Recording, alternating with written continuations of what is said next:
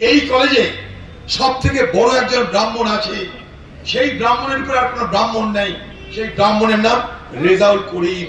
তার নটা একটা ব্রাহ্মণের জন্য যতগুলো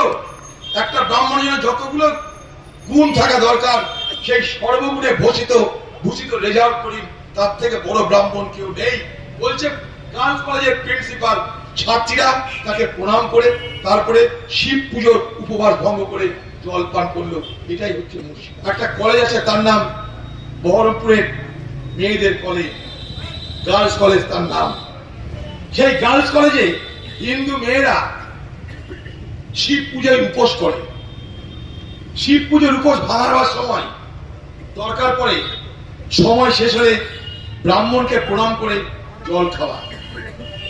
সেই গার্লস কলেজের হিন্দু মেয়েরা শিব পুজোর জন্য গোটা দিন উপবাস করে আছে।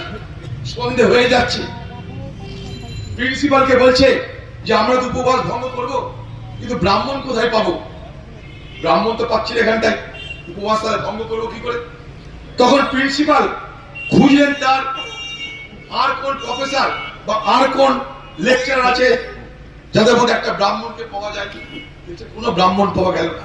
তখন একজন এসে বলল যে এই কলেজে সব থেকে বড় একজন ব্রাহ্মণ আছে, সেই ব্রাহ্মণের উপর আর কোনো ব্রাহ্মণ নেই। সেই ব্রাহ্মণের নাম রেজাউল করিম। তার একটা ব্রাহ্মণের জন্য যতগুলো গুণ থাকা দরকার, সেই সর্বগুণে ভূষিত রেজাউল করিম, তার থেকে বড় ব্রাহ্মণ কেউ নেই।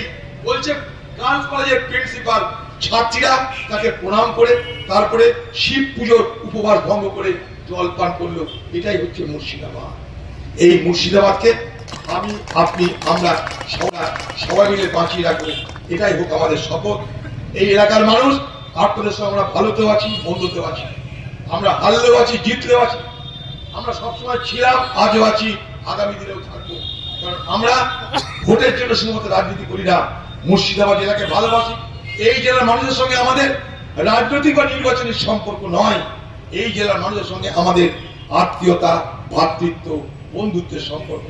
সেই সম্পর্কে রক্ষা করে, সেই সম্পর্কে বাঁচিয়ে রেখে আগামী দিনে এগিয়ে যাব। আপনাদের দোয়া, আশীর্বাদ সঙ্গে নিয়ে। জয়।